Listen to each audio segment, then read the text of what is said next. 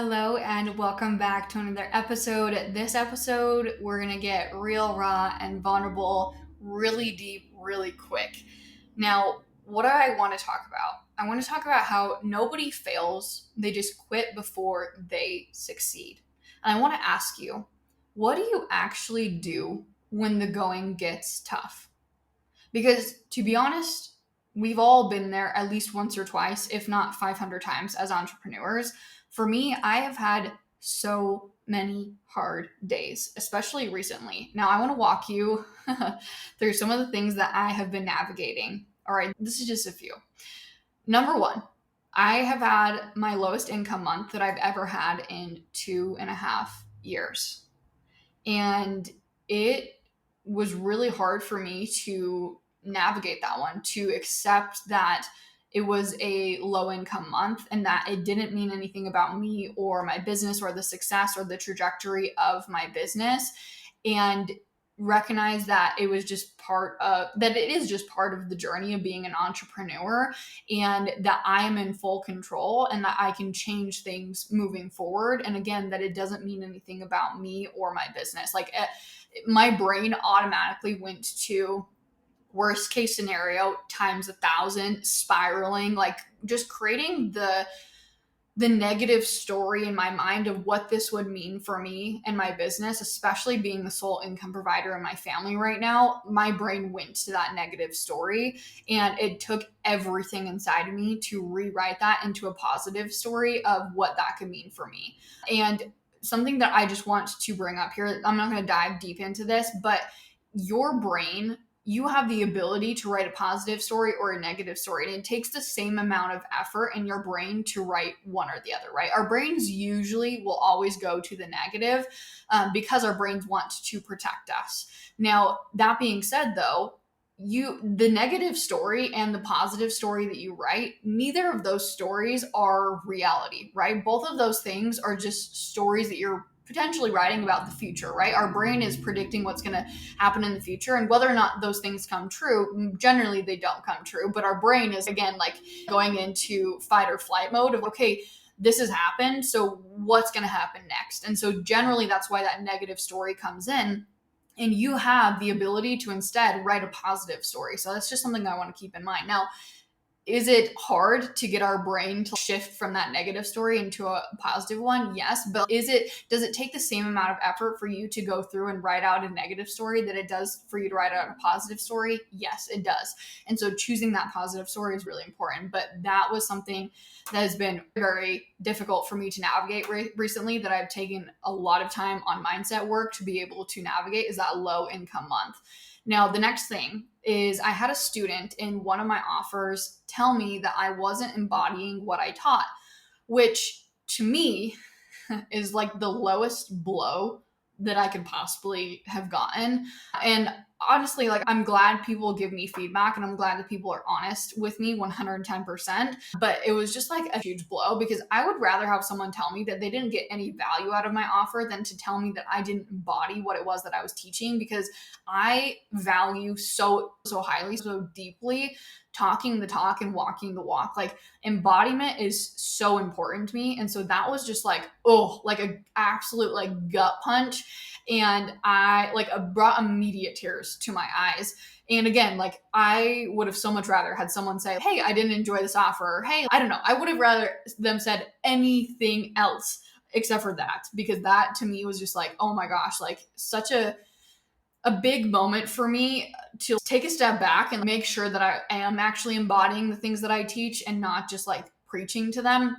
So I guess, again, I wasn't planning on sharing any of these like kind of lessons with what's going on. But the lesson that I got from that is it's always good to take a step back when you get feedback, but not all feedback is feedback that you necessarily need to do something about. Sometimes there's just feedback where it's just like, okay, thank you for sending that my way. And I think it's always good to check on whatever it is that they're giving feedback on. But sometimes there's nothing that you can necessarily do about that feedback. And so for me in that scenario, was it a gut punch? 1010%. And did I take a step back and really look at the specific things that this person was telling me that I wasn't embodying and see if I felt that same way? Yes. And honest to truthfulness, like I actually went out and asked one of my other students who's been in a bunch of my offers, and I was like, hey, do you feel this way as well? And we had a good conversation. But anyways, that is just something to just keep in mind. I think that sometimes we in the online space, we're like, oh, get feedback, and you need to be implementing that feedback. And sometimes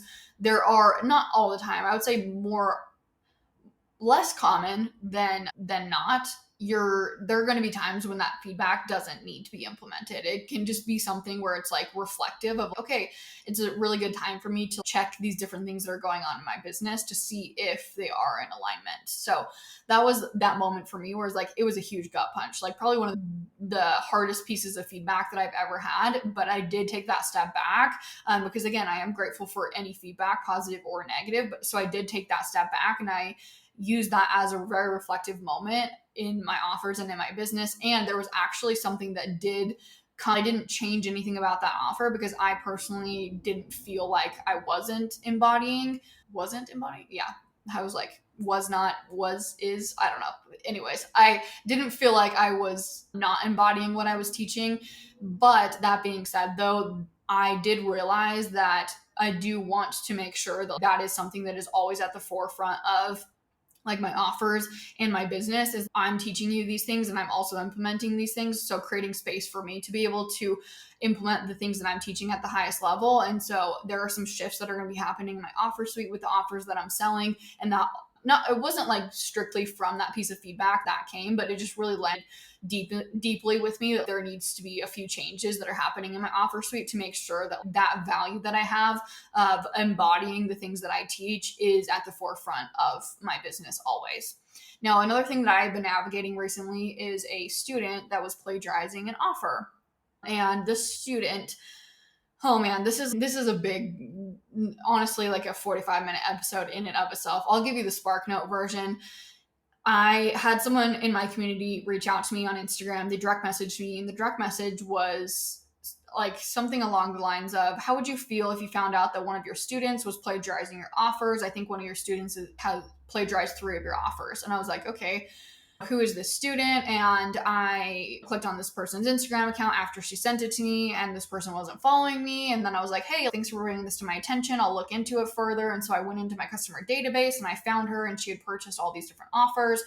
And her like sales pages and her Instagram account were all in a different language. She's from a different country. And so obviously I can't read those. So I took those and I copy and pasted it into ChatGPT, and things did look very eerily similar from just based off the sales pages. But obviously there's not much I can do based off of a sales page to know whether or not she had actually copied my offer. And so I went back to the person who had originally reached out to me saying this student had plagiarized. And I was like, hey, have you purchased this person's offer? Like, how do you know that there was any sort of like copying between offers? And so anyways, she went out and found someone else who had purchased one of this person's offers.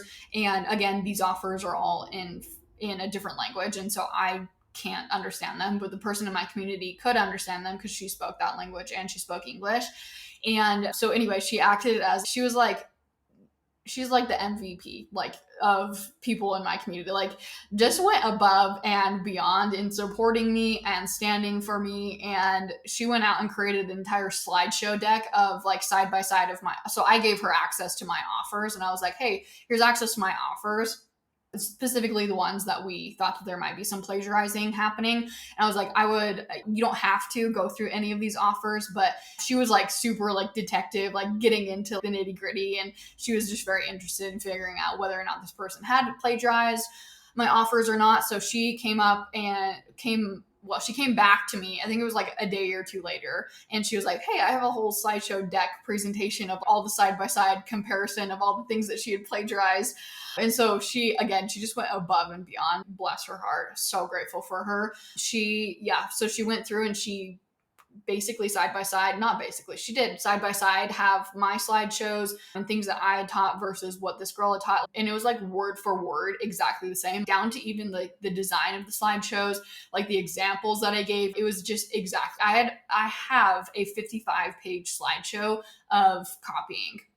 And so anyways, it was just, that was a whole ordeal. And that was like for 2 weeks that was happening. And there's a lot of things, a lot of moving pieces here. But basically, this girl who had copied me ended up reaching out to me, and she's like, I didn't plagiarize you. Like, how dare you accuse me of plagiarizing you? Which I had not accused her in any way. I had also not reached out to her. I had not tagged her. I had not talked about her.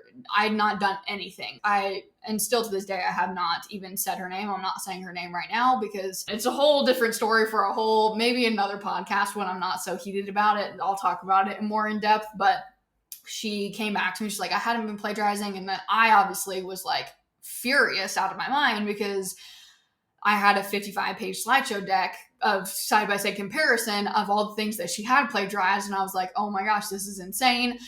And talked with a few different lawyers, and basically, like with copyright, very hard to enforce across different countries, specifically the country that she was in.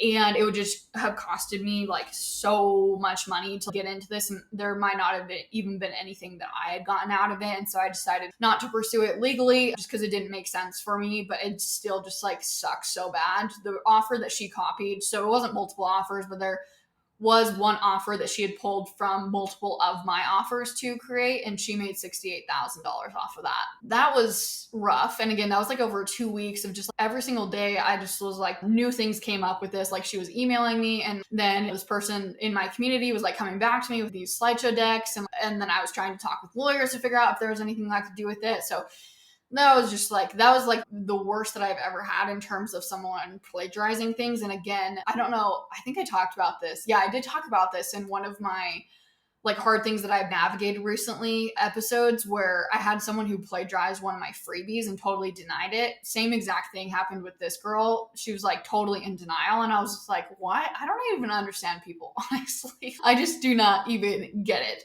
So that's one thing. Again, direct message me if you want me to dive deeper into that. I might create another episode if there's enough of you who want to hear the whole entire situation and how everything went down. Legit, it's like a 45-minute conversation because there are just so many moving pieces that happened. But ultimately, my community stood behind me. I'm just so grateful for all of you. Seriously, y'all are amazing. And I know that it's like such a small percentage of people who end up like plagiarizing. It sucks that it happens, and it happens to everyone who's in the online space, whether it's a small scale or a large scale. In this case, this was a large scale that's ever happened to my knowledge, of course. But I just have to keep reminding myself of, out of the thousands of students that I've had, like I think I've only ever had 3 people like actually plagiarize me in some sort of way. And so it's okay, it is a small percentage. And so that's my takeaway, is there's a lot of good people out there, and I have to focus on that and not get so frustrated that I'm like, my husband's like, why don't you just have someone sign like a NDA every time they purchase your offer? I'm like, that it doesn't work. I'm like, that would just be above and beyond like too much. But anyway, so that happened. I had a tragedy in my personal life recently, and I went through a huge loss with an investment. Like I'm talking like hundreds of thousands of dollars loss that happened recently as well. That was for an investment in a different business. I goofed up with something that I taught in one of my offers, and it since has been fixed, but it was like a huge gut punch to me because I spend like in this offer specifically, like quite literally hundreds of hours researching, testing, and implementing and retesting and implementing and retesting and testing experiment. I've never spent so much time in an offer of this size. And somehow I still got this thing wrong. And it just made me feel so bad. Like I shouldn't teach on the topic at all. And like I literally for about a week, I was like, I'm going to burn this offer down. I'm just not going to teach it anymore. Like I'm even to the point was like, I'm going to refund people, like totally was in a spiral, even though this thing was like literally 2%, like in terms of like overall value of the offer. Like this thing that I had goofed up on was like 2% of what I was teaching. Like it was not, it really, like looking back, was not that big of a deal. And of course, made it right. And I went in and I fixed it and I let people know about it inside of the offer. And again, it just wasn't this big thing, but in my head, like I think also too, just because everything else, all these things were happening at once, all the things that I'm walking you through were happening at one time. It just felt like it was a lot.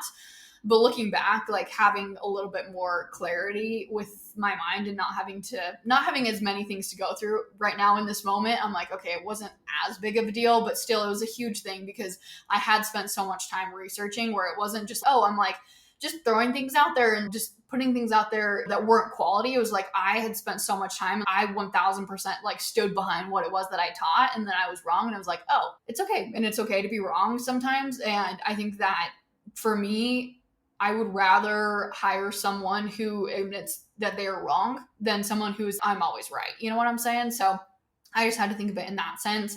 Like I've literally hired people because they're like, I like goofed up. And I think there's